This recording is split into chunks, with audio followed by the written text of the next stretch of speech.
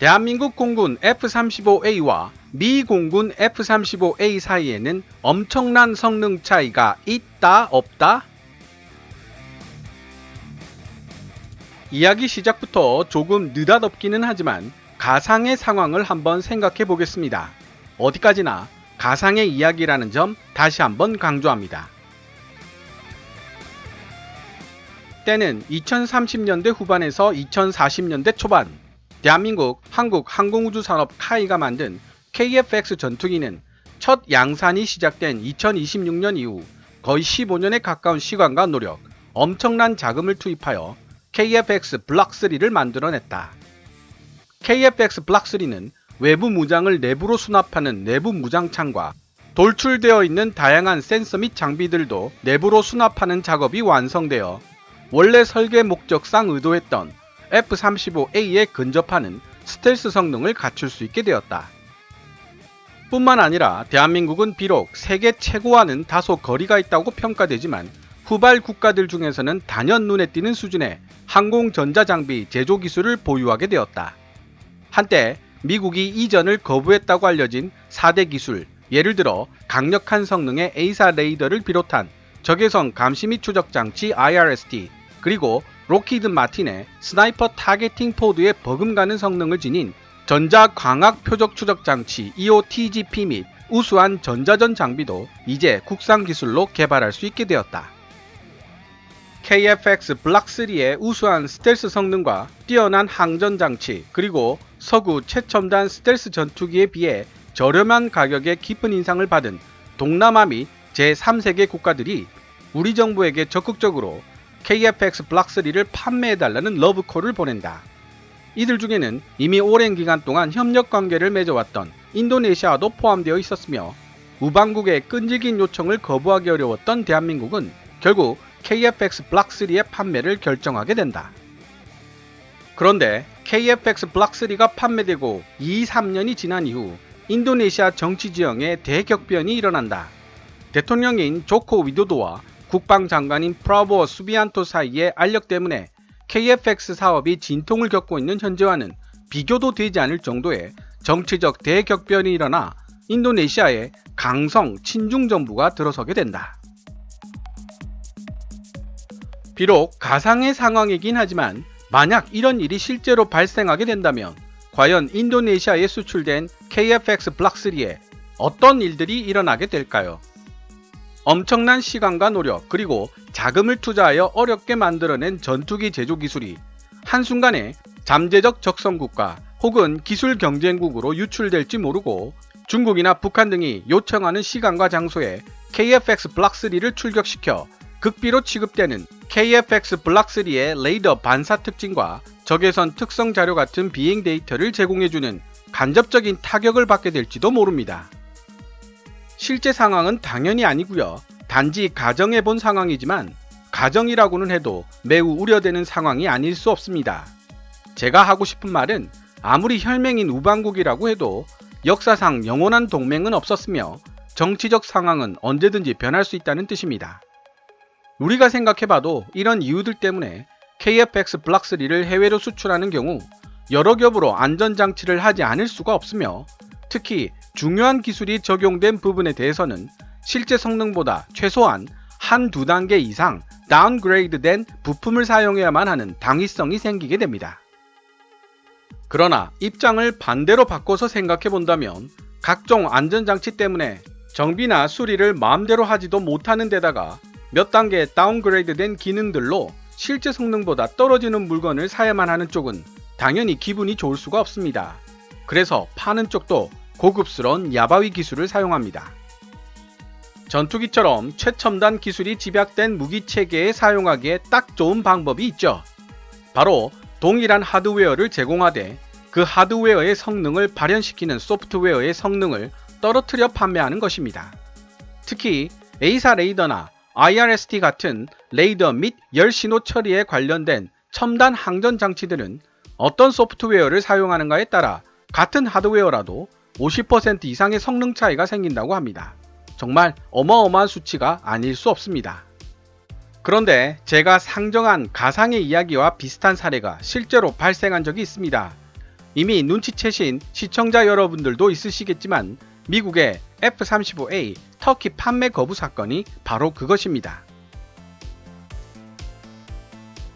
터키는 F-35A 사업에 2008년부터 참가했을 뿐만 아니라 초기 주문 수량만 100대 이상으로 영국 다음으로 많은 투자 지분을 보유하고 있는 나라였습니다. 따라서 터키는 F-35A와 관련하여 상당한 분량의 기술 이전을 받을 수도 있는 나라이기도 했죠. 하지만 이런 터키와 미국의 밀월 관계는 2014년 이슬람주의 정치를 표방하는 에르도안이 대통령으로 당선되면서 금이 가기 시작했고, 에르도안 터키 대통령이 러시아제 S-400 지대공 미사일 시스템을 미국의 강력한 반대에도 불구하고 도입하면서 마침내 파경에 이르게 되었습니다.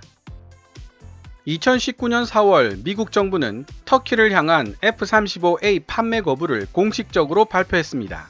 터키를 향해 배송될 준비를 하고 있던 F-35A 8대는 미 공군이 인수했는데요.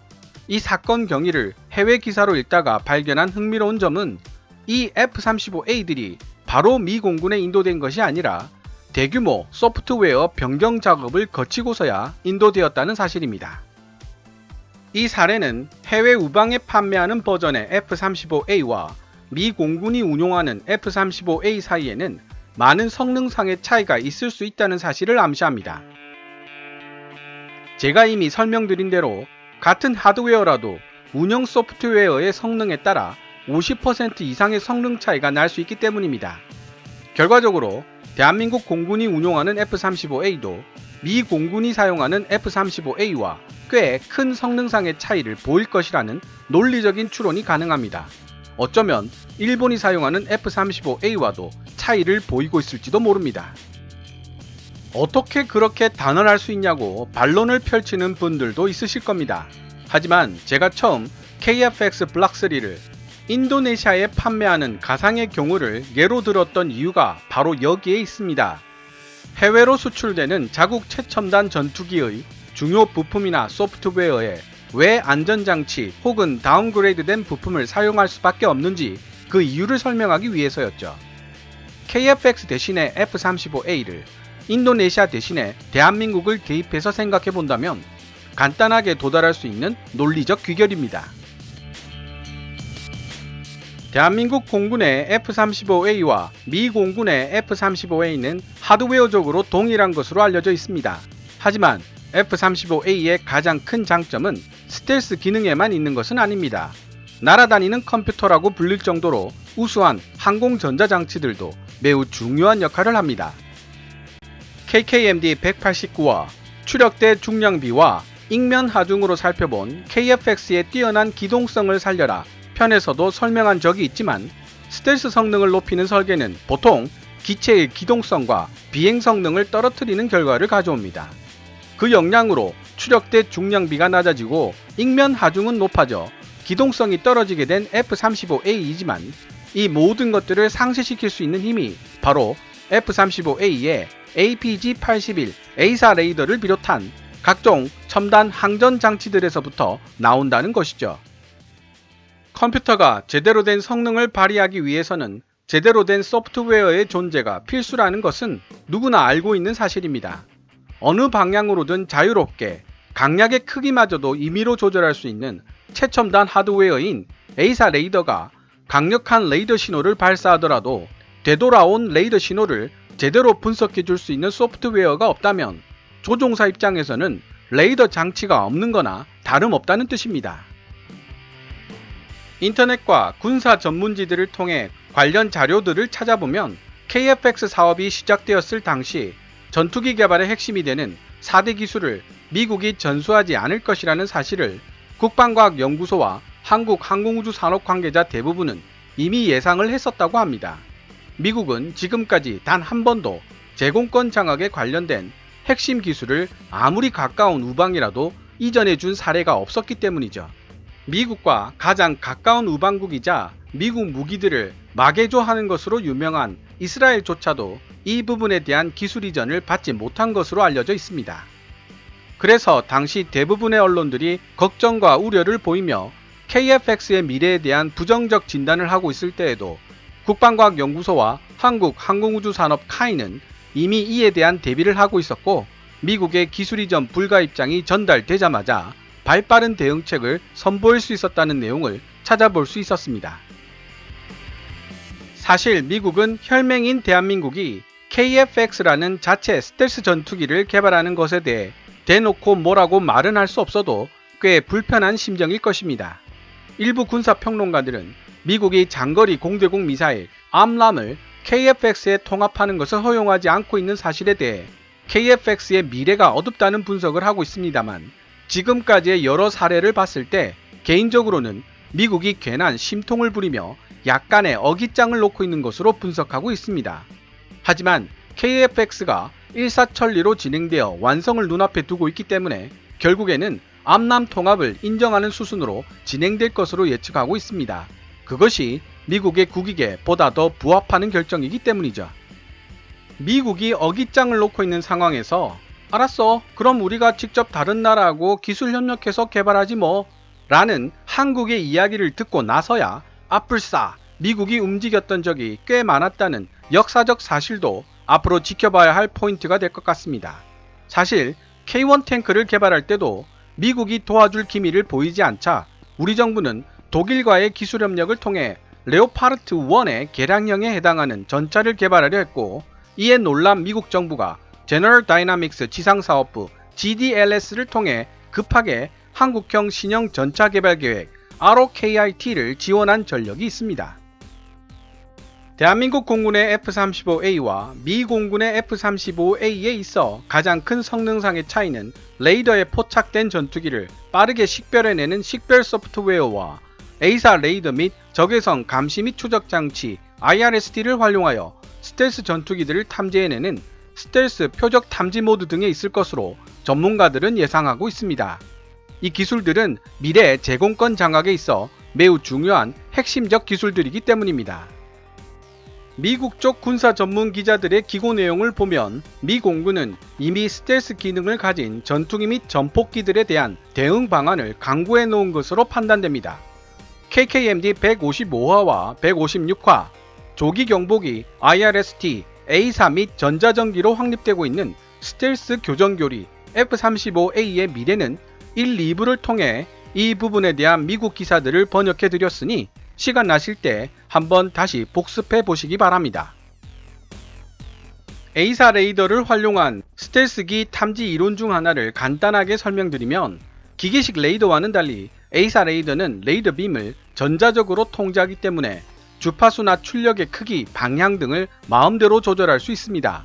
하지만 스텔스 전투기들도 레이더 전파 반사가 유난히 더 많이 발생되는 특정 부위가 있는데 주로 주 날개의 끝부분이라든지 꼬리 날개 부분이 그런 특정 부위가 됩니다. 따라서 그런 특정 부위에서 발생할 수 있는 반사된 레이더 신호를 수집하고 분석하여 데이터화 시킬 수 있다면 훨씬 수월하게 스텔스 전투기의 위치를 찾아낼 수 있다는 의미가 됩니다. 데이터에 따른 레이더 반사 패턴만 찾으면 되니까요. 이런 레이더 신호들을 수집하고 처리해내는 중요한 역할을 바로 A사 레이더에 탑재된 소프트웨어들이 담당하고 있습니다.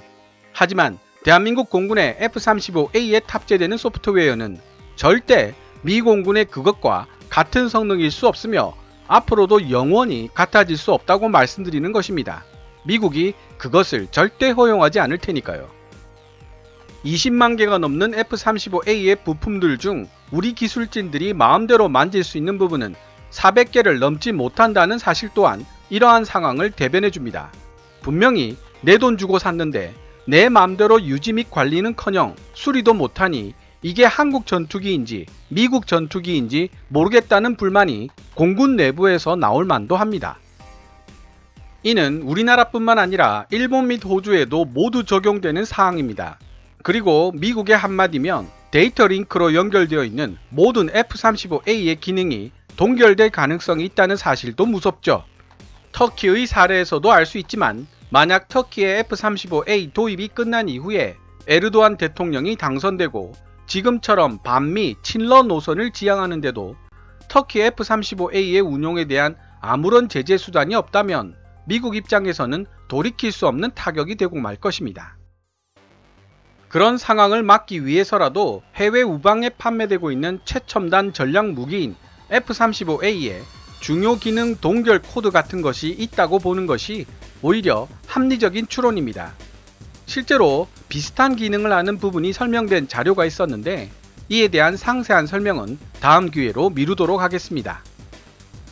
KF-X의 개발은 이런 이유 때문에라도 더 큰 상징성과 실용성을 가지게 됩니다. KF-X에 장착될 A사 레이더, 적외선 감시 및 추적 장치, 전자광학 표적 추적 장치 및 전자전 장치들에 대해서는 아무런 제재 없이 얼마든지 자유롭게 업그레이드가 가능하기 때문입니다. 한때 KF-X의 A사 레이더 성능에 대해 여러가지 말들이 많았지만 시제품이 나오고 KF-X 동체 조립이 최종 과정에 들어가면서 KF-X A사 레이더의 하드웨어적인 성능은 대한민국 공군이 운용하고 있는 F-35A의 APG-81 A사 레이더와 거의 호각을 이룬다는 평가들이 줄을 이루고 있습니다. 하지만 문제는 레이더 신호를 수집하고 처리하는 소프트웨어의 성능에 달려있죠.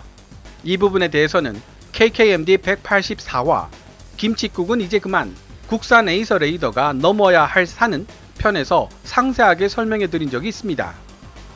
어떤 군사 애널리스트는 2030년 경이 되면 꾸준한 개량을 거친 KF-X의 A사 레이더가 제대로 된 업그레이드를 받기 힘든 대한민국 공군의 F-35A의 A사 레이더보다 더 뛰어난 능력을 발휘하게 될지도 모른다는 예상을 하고 있습니다. 물론 미 공군이 운용하는 F-35A A사 레이더의 성능을 따라잡을 수 있다는 이야기는 절대 아닙니다. 2040년대가 되어도 KF-X의 항전 장치들이 미 공군의 F-35A를 따라잡기란 어려울 것입니다. 미국은 이미 1970년대부터 스텔스 기술을 실용화시킨 나라이고 축적된 관련 기술 수준이 상상을 불허하기 때문입니다. 그럼에도 불구하고 만약 FA-50 파이팅 이글이나 KF-X가 개발되지 않았더라면 미국에 대한 전투기 기술 종속 정도는 지금보다 훨씬 더 심각한 상태였을 것이며 A사 레이더 개발이나 스텔스 전투기 개발은 우리와는 상관없는 먼 나라 이야기가 되었을 터입니다. 실패의 위험성이 큰 KF-X 개발은 실증기 수준에서 멈추고 스텔스 전투기 F-35A 같은 성능이 뛰어난 미국산 전투기들 위주로 수입해서 공군 전투기들을 대체하자는 주장을 인터넷에서 접할 때마다 가슴 한켠이 서늘해지는 이유가 바로 여기에 있습니다. 개인적으로는 30년의 세월을 내다보았을 때 KF-X 개발은 정말 신의 한 수였다는 이야기가 나올 것이란 예상을 해봅니다. KF-X 개발을 통해 파급되는 부수 효과가 벌써부터 확연하게 나타나고 있기 때문입니다. 레고 블록처럼 뗐다 붙였다 하는 방식으로 크기를 조절할 수 있는 모듈형 KF-X A사 레이더 설계 방식을 통해 손쉽고 저렴하게 FA-50용 A사 레이더를 만들 수 있게 된 것도 자체 공대지 미사일과 자체 공대공 미사일을 개발할 수 있는 플랫폼이 생기게 된 것도 그런 부수적 효과 중의 하나입니다. 앞으로 KF-X 사용 설명서 시리즈를 통해 이런 점들을 하나씩 짚어나가 볼 생각입니다. 오늘 KKMD에서 준비한 내용은 여기까지입니다. 좋아요와 구독 그리고 광고 시청은 제작자에게 큰 힘이 됩니다. KKMD 커뮤니티 멤버로 가입해 주시면 조금 더 빠른 영상 시청이 가능하고 영상 제작 후원도 하실 수 있게 됩니다. 지금까지 시청해 주셔서 감사합니다. Kevin's Military Channel KKMD